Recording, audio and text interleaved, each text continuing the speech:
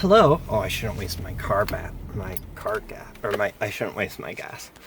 Um, I just came out of from seeing Detective Pikachu in theaters. I'm in the movie parking lot. I have the windows down so that air can go through the car. I'm hoping, I won't spoil the movie for anybody.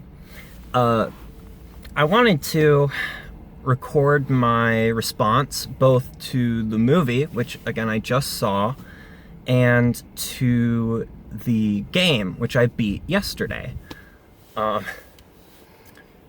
start with the movie, and I should say there will be spoilers for the movie, but I'll try to avoid spoilers for the game. I'm gonna guess most people who are watching this have not played the game.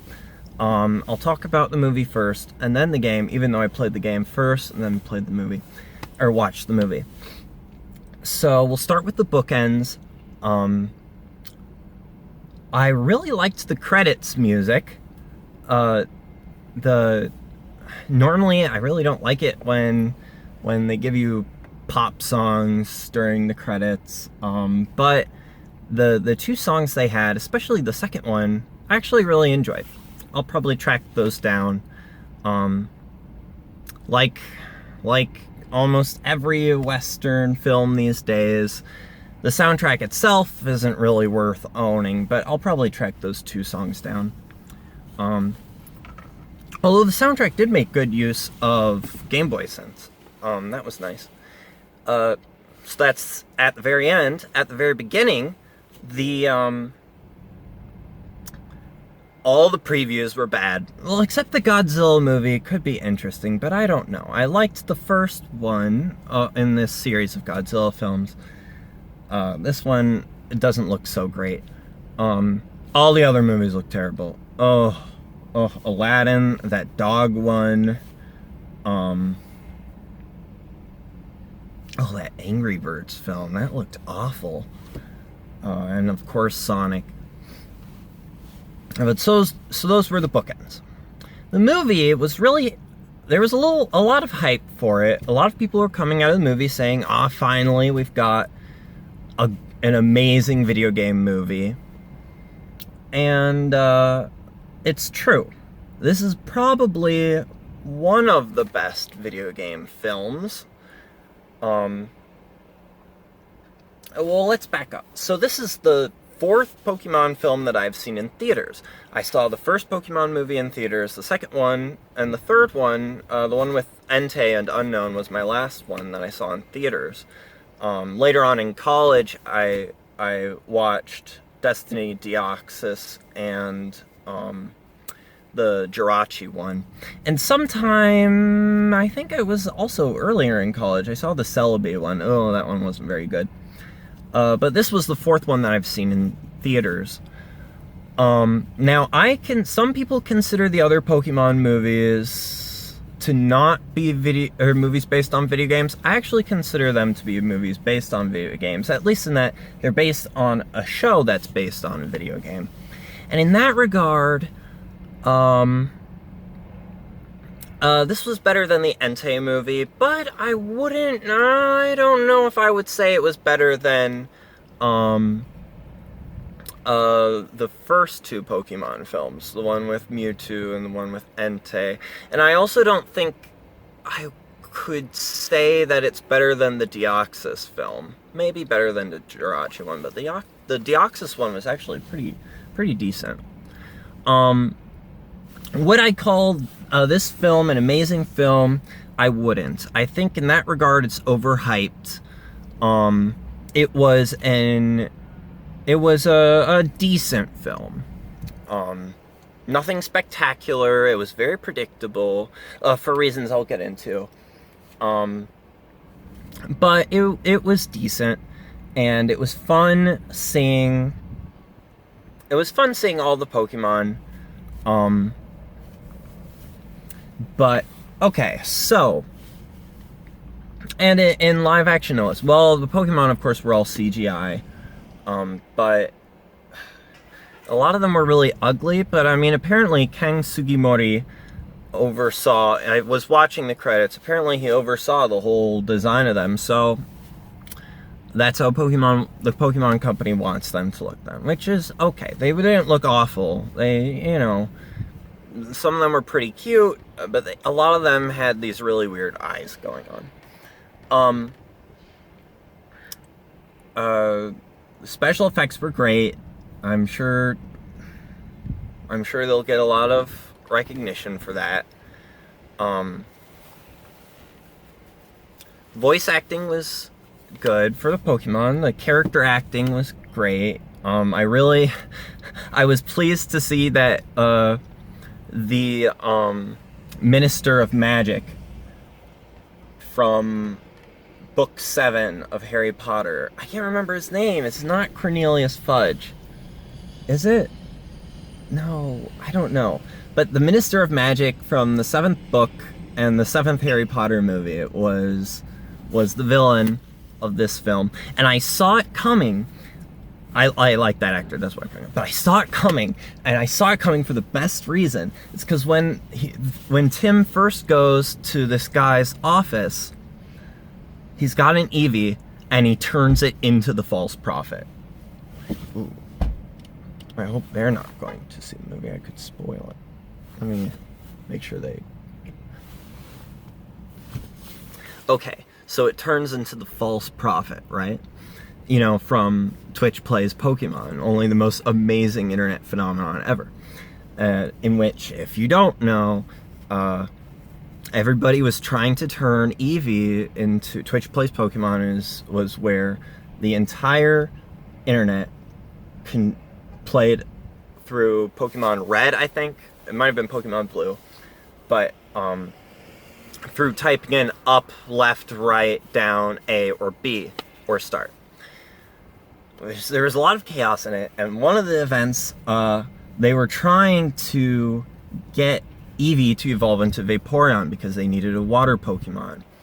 But something was in the box. Maybe it was Eevee. For whatever reason, they needed to get something out of the PC, and what they did was, in trying to get Eevee out, I think they were trying to get Eevee out of the PC, and trying to do that, they accidentally released a whole bunch of beloved Pokemon, and then evolved Eevee into the wrong Pokemon. They evolved it into Flareon. Which was useless, because they already had a Charizard by that point, I think. So the Flareon became known as the False Prophet, the evil follower of the Dome Fossil. And who did the villain turn his Eevee into? In this movie, he turned it into a Flareon. As soon as it turned into Flareon, I was like, oh my gosh, this is the villain. But then he wasn't acting like the villain, so I was like, oh, did they really not do their research? Did they not know who the false prophet was? They knew. They knew. And that very much pleased me. Speaking of the villain, he inhabits Mewtwo at some point. And Mewtwo... So, Mewtwo in the first movie looks super cool. Super cool. In the games, Mewtwo has always looked really ugly. But then, in Super Smash Bros. Melee, and especially Smash 4 and Ultimate, Mewtwo looks really cool again. Mewtwo looked really ugly in this movie. It's such a shame. It's such a shame. When they get Mewtwo's design right, it's one of the best Pokemon designs out there. But when they get it wrong, oh, it's so ugly. So, speaking of the villain, his plan in this movie, not the video game, but in this movie, his plan was to pull a Bill from Gen 1 and merge everybody with their Pokemon. Which is very bad for the Pokemon, because they lose their sentience, so to speak. But there are a number of Pokemon I would not mind being, so I couldn't help but think when Mewtwo got its mind back and reversed the thing, I couldn't help but thinking, oh, maybe there's somebody out there who, I don't know, really wanted to be a Girafarig, and now they've been separated, and now they don't get what they want. Well, I mean, the Girafarig gets its sentience back, and that's what's more important. But, you know, darn. That's all I could think. Moving on, the the Torterra stuff was really cool, actually. But so, a problem I had with the film, I had two main problems with it. First of all, in the game, I find all the characters... So, by the way, the movie is almost nothing like the book. Or, like the... Wow, I actually get to say this. The movie is almost nothing like the video game. You can play the video game and be completely unspoiled for the movie, and you can play the movie and be completely unspoiled for the game. Interestingly, the big plot twist at the end of the movie doesn't happen in the game. But when I was playing the game, I was dead certain that Pikachu was going to turn out to be Tim's dad somehow, and that maybe Mewtwo had put Tim's dad inside Pikachu's body. I was so certain about that in the video game, and the whole time I was playing the video game, I was like, this is it. Tim's like, he didn't get to see his dad, but they're like bonding now, and this is great. This is gonna be great. But then that never happened in the game, and I was like, oh. But then they did it in the movie. The problem is, I didn't find any of the characters in the movie likable, except Pikachu, but I have a separate problem with him. One of the great strengths of the video game is how likable the characters are. They do a really good job of making characters that you like, that you enjoy, that you look forward to seeing again and again. Not so much with the movie. I think the movie picked good actors, but they changed all the characterizations, and they removed Amelia for some weird reason and replaced her with some girl, Lucy. I don't know why they did that, but they changed a lot of the personalities and stuff and made them all very unlikable in kind of a Western way. Like, for example, they pulled the whole parent issues thing that Western video games just love to do. It always annoys me, and the detective agency wasn't as friendly and open and warm as in the game, and Amelia's replacement, I didn't like Amelia very much in the game, but her replacement wasn't interesting. She was kind of worse in some ways. Oh my god, but the villain had a Ditto, and that was his partner, and that Ditto was so cool. Except I saw it coming. It's an issue. The movie's kind of predictable, but when the woman that the Ditto is impersonating first steps out of the car, and she's got like weird pink gloves on, I was like, that's a Ditto. But then it wasn't. But then it was. It's kind of what the movie does. You're like, aha, I got it. And then it tries to trick you into thinking that you were wrong, but you were actually right. Let's see, I'm kind of embarrassed because somebody's pulling out of a car right next to me and I've got the windows open. But,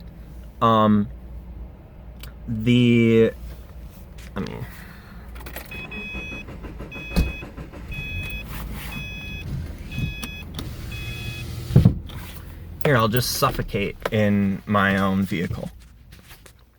Either of heat or of lack of oxygen. Anyway, so that Ditto was really cool, and the fight with the Ditto was really cool, and it was so cool that she removes her glasses and it's like, oh, Ditto can't change its eyes. Except that's not a thing in the games, and an issue I have with the movie is that it uses the TV show's logic. It's an adaptation of a video game, not the TV show, but it uses the TV show's logic. For example, it suggests that Pikachu, now Mewtwo alludes near the end that maybe this isn't the case, but it suggests that Pikachu is an actual worthwhile Pokemon. It's useless in the video games. Raichu is pretty good. Pikachu itself is useless. But, you know, for some reason they think a Pikachu can fight a Charizard. They made Charizard big. Everybody knows in the video game, everybody thinks Charizard's big when they see the TV show, and then they play the video game. It turns out Charizard's only like 5 feet tall or something. Not so in the movie. They made Charizard big. Charizard should be big, by the way. It's dumb that it's 5 feet tall, but I'm already overheating. But I was disappointed to see the movie do that. Next, Psyduck was overpowered, just like it was in the TV show. Psyduck also isn't that great in the video games. Golduck could be interesting. I don't think Golduck's supposed to be that great either, but yeah. So, I mean, I liked the Psyduck in the movie. I really liked that they tried to imagine, oh, what would an owner of a Psyduck have to do in real life? Yeah, they calm them all the time. It was really great. But I was a little disappointed to see that all that Psyduck was it was an anime Psyduck. It wasn't a video game Psyduck.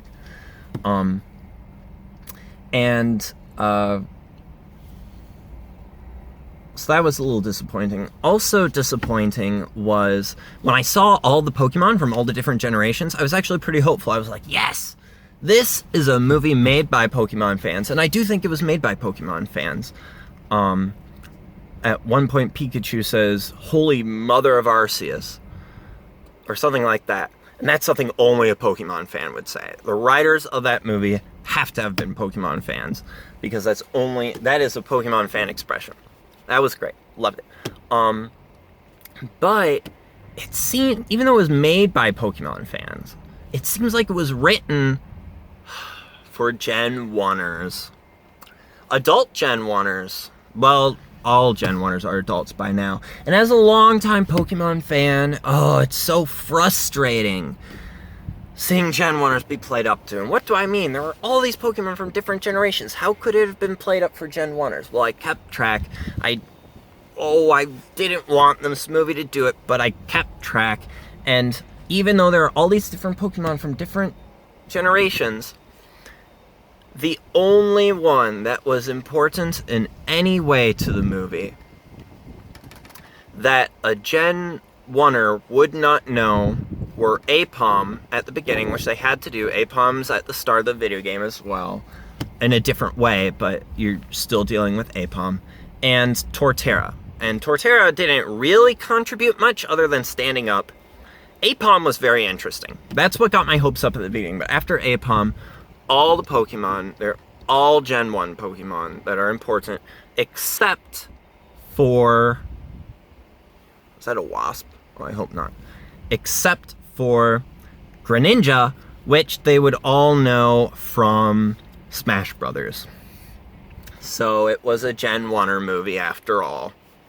And with the anime logic, they quoted the TV show's opening. It's a good song, but they quoted the TV show's opening. It was made for Gen 1ers, just like everything Pokemon makes these days. It's very frustrating.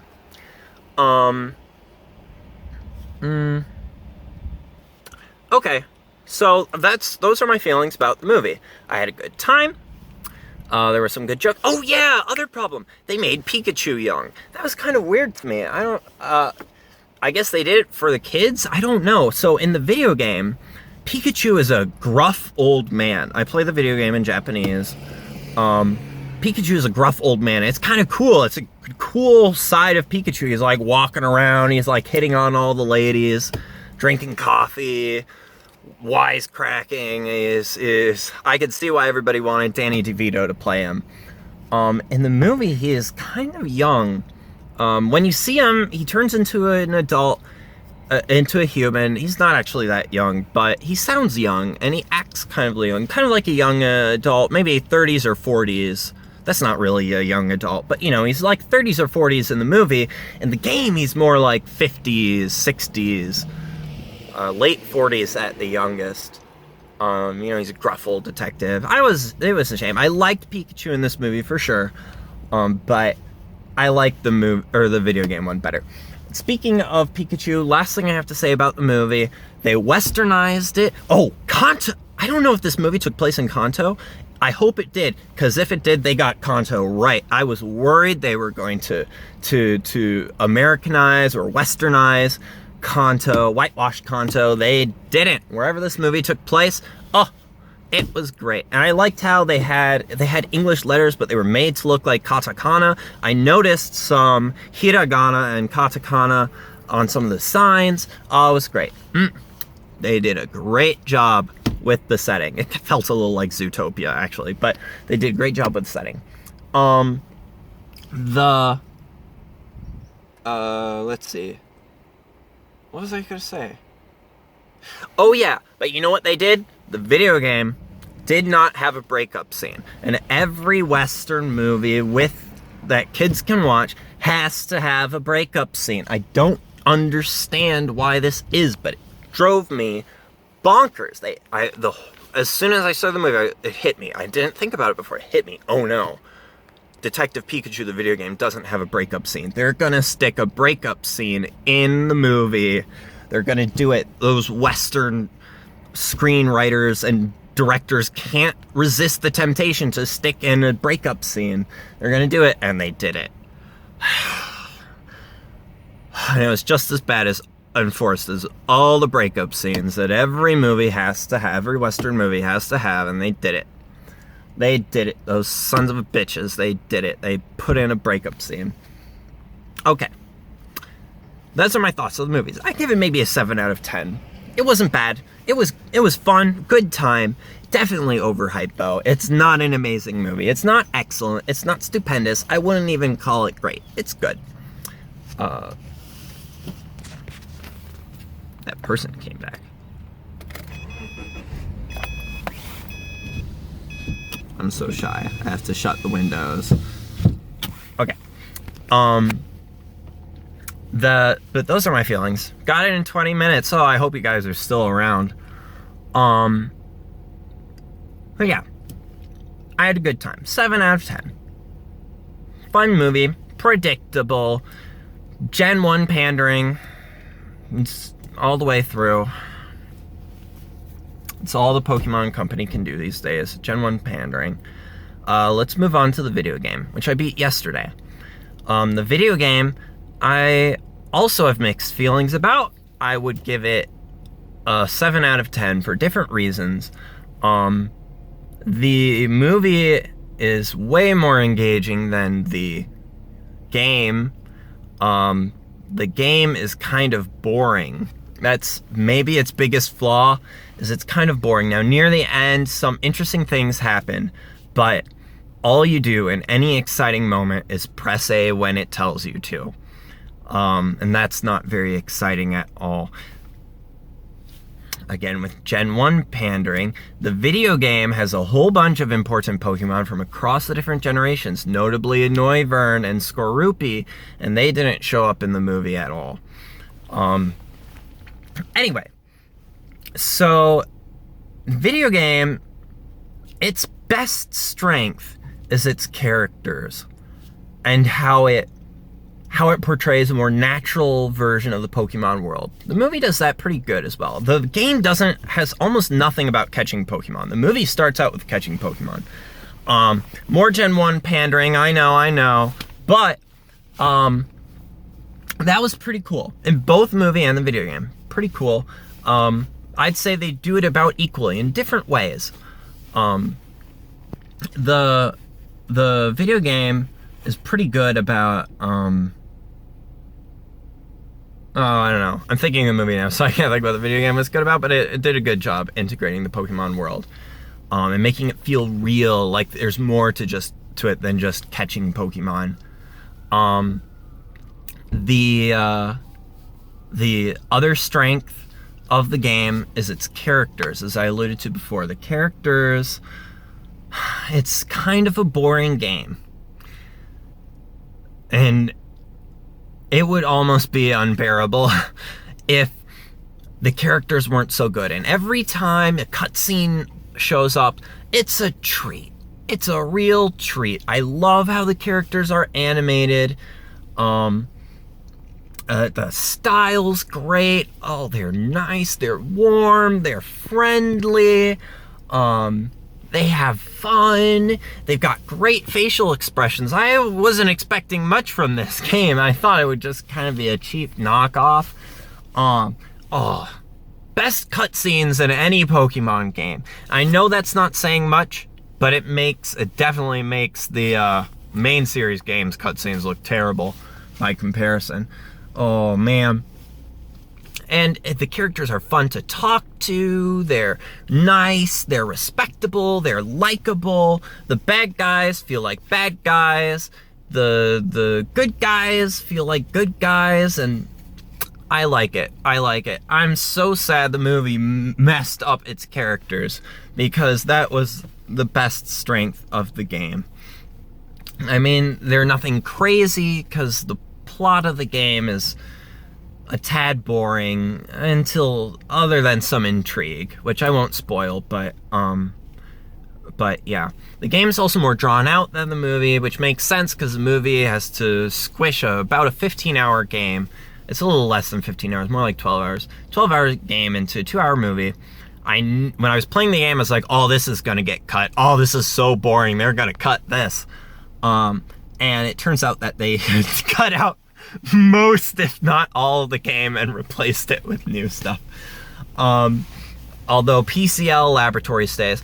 They changed the news agency. In the game, it's GNN, which I thought was a good name, and the movie changes it to CNM. I don't know why they did that. It was a bad change. GNN was great. It's like, oh yeah, it's a play on like a generic news network name. They never say what the G and the first N stand for, I don't think. But then in the movie, it's CNM, which just sounds like CNN. It's really annoying. It feels almost like product placement, actually. But it's stupid. CNM is stupid. GNN all the way. And you know what? All the people who work at GNN are better. They made the CNM people in the movie so unlikable. And you like everybody in the game. All the members of GNN are likable. Amelia, I wasn't crazy about. She seemed like a forced female sidekick. I much preferred her partner, which I remember the name of, I can't remember her name because now I've seen the movie and I've got all the movie characters in my head. But Amelia's partner in the game I really liked. I thought she was fun. And I liked Mr. Graham as well. And it's not just because he has my name. Even though the GNN chapter of the video game is Snoresville. The game, I think it gets better as you go on. The PCL chapter is probably my favorite one.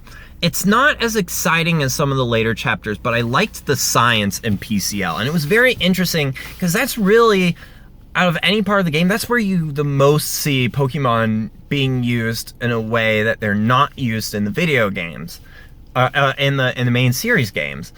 And so that was really interesting. And it was cut completely from the movie. But I liked when you join up, you pretend to be a assistant, a laboratory assistant for PCL, and as a science person, that was really cool. And reading all the scientists' notes and seeing experiments they do with Pokemon, and that was really cool.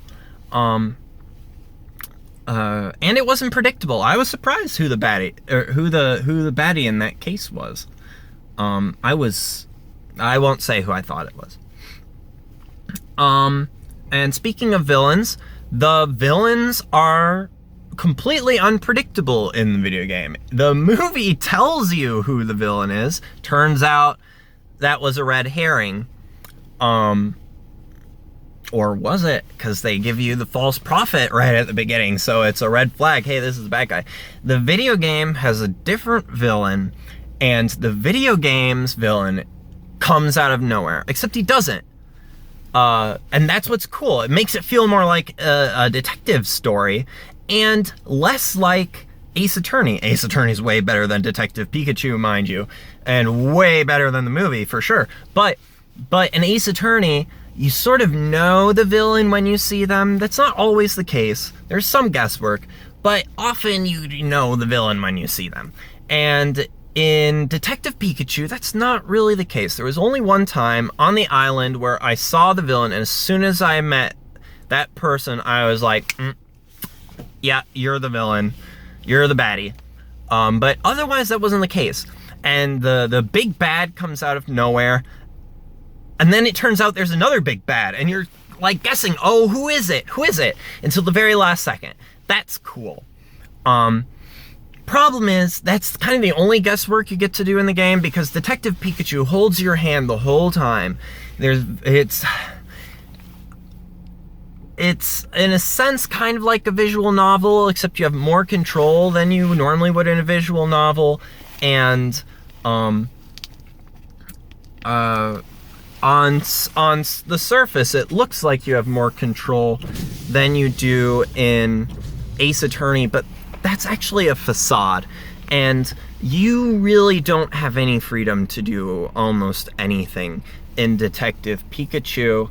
It leads you along, it helps you with, it scaffolds, to use teaching terms, it scaffolds everything. It's kind of a brain dead experience. The story is just barely fun enough to overcome the boredom of pretty much just doing what the game tells you to do. Near the end, there were a few spots where I was kind of stumped, and had to look something up, but it's a very brain dead experience, which is disappointing because it's so brain dead. It's obviously made so that children can play it, like elementary school, maybe like 4th or 5th graders can play it. But that contrasts with the plot, which the stakes of the game aren't as high as the movie, and they aren't as high as the main series Pokemon games. But maturity-wise, the game's story is a lot more sophisticated than the main series games and then the movie. It's more sophisticated, and it's more interesting to an older audience. It's less philosophical. The main series games are really good at being philosophical in that regard, at least the recent ones. But so the topic of the game of Detective Pikachu is great for an older audience, which is why it's such a shame that the gameplay is tailored so much for younger audiences. There's a real mismatch there. The character you're playing is older than anybody you've ever used in a Pokemon game, except maybe Pokemon Coliseum. I don't know how old your character is in Pokemon Coliseum, but Tim Goodman is older than any of the protagonists you've used in any main series Pokemon game. And Detective Pikachu, it's held back. It's held back by the intended audience. There's a big mismatch there, and that's disappointing. I want to see more of Detective Pikachu. I want a sequel. The game sets itself up for a sequel. There's a lot of stuff that doesn't get resolved in the game that I want it to be resolved. And I want another one, but I want it to be for teenagers at the minimum, like Ace Attorney. Ace Attorney, you can play it as a teenager. You don't need to be an adult to play Ace Attorney, and Ace Attorney has some of the best plot lines of any video game ever. They're so good. A Detective Pikachu can do it. I know it can do it. It's shown me. The characters are the type of characters that can do it. Now, mind you, they're all way blander than Ace Attorney. That's a problem with Detective Pikachu. The characters are good, but the game lacks a soul, in a sense. You don't learn anything interesting when you talk to characters. They all kind of repeat the same stuff. When you investigate stuff in Ace Attorney, and when you investigate stuff, even stuff that's unimportant to the case, you learn about the characters, you learn about the world. You get all these really funny moments. In Ace Attorney, you are almost always rewarded for checking every little nook and cranny, even if it's not related to the case. Not so in Detective Pikachu. They repeat the same information all over and over again. A lot of the times, not always, but a lot of the times, you see like a vial and you check it and they say it's a vial, and that's it. It's just disappointing, but I see the potential. It's like with Captain Toad Treasure Trackers. Captain Toad Treasure Trackers is a phenomenal game. Detective Pikachu, like the movie, I'd just give it a 7 out of 10. In fact, I'd probably put it around the same area as Paper Mario Color Splash, where I can see the potential. There are moments that are definite highs, but it's held back. It's held back by itself. It's its own worst enemy. I lost my train of thought. But overall, it's a good game. It's a decent game. And the movie's decent. They don't spoil each other. Although, which should you see first? I want to say the movie, because you're not missing anything by seeing the movie before playing the game. You're not missing anything except better characters. But then you can play the game. See, I like seeing the movie before reading a book because almost always the book is better. So, but most people will watch, a lot of people will read the book first and they'll see the movie and they're like, oh, the movie was terrible. It wasn't as good as the book. No, duh. So I prefer to see the movie first and then the book. Here, they're kind of equal, but for different reasons. The only hesitation I have is that the movie doesn't spoil the game, but the movie's plot twist that Pikachu was Tim's dad all along is the plot twist I wanted in the game, and it never happened in the game. It disappointed me. It would have elevated the game from at least up to an 8 out of 10 from a 7 out of 10 if Pikachu was Tim's dad all along, and they didn't do it. They didn't have the foresight to do it. Maybe it just needed the Western touch to do that. Was it worth it? No, because the Western touch gave us unlikable characters and daddy issues, which Western video games are so full of. But in that regard, the movie is a little more fulfilling, but it will make the game disappointing. Or it will confuse you during the game, because you'll think that you know where the game's going, but you really don't. On the other hand, there's nothing wrong with playing the game first. Except it's kind of a slog. It's not very long, but it felt like kind of a slog, especially during the beginning. It gets good. I was excited to play it as I approached the end. But overall, two good properties. Oh yeah, they made Pikachu be able to use its attacks in the movie. I blame that on Gen 1 pandering. Everybody's got to see their anime Pikachu use its extremely powerful electric powers.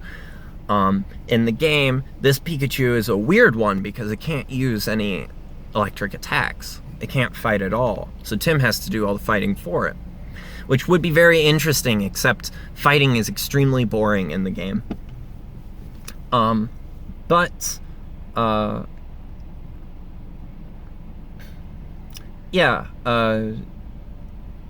movie is a good movie that's overhyped. The video game is a good video game that is better than you would think. I thought it would be garbage. I didn't even want to get it. I got it as a birthday present. Maybe it was a Christmas gift. I think it was a birthday present from a beloved friend. But they're both decent. If you're a Pokemon fan and an Ace Attorney fan, I would check them out. Maybe get the video game when it's on sale or something. It's hard to say that the game is worth playing through when there are so many better games out there, kind of like Color Splash. It's not bad by any means, but the competition's way better.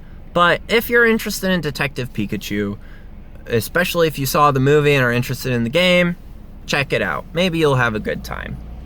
I had a good time, and I'm glad I played through it. And I'm glad I saw the movie. I had a good time with that too. If you're still watching this, thanks for sticking with me. I'm looking at the timer. I hit 40 minutes. Hopefully that's 20 minutes for each property. It was nice to get my thoughts down on paper. Students are getting out of school now. I was called in to sub a computer class today, but then they canceled at the last minute, so I got to see the movie all alone in the theater. I had the biggest theater, and it was discount on the biggest theater day. So I got to be in the biggest theater for the price of a regular theater, and nobody was there because all the kids were at school and all the people were out working. So that was nice. Alright, well, thank you for watching, and if nobody watches, it's no problem. This is really a home video anyways. Thanks for watching if you did, and I hope you have a wonderful rest of the day.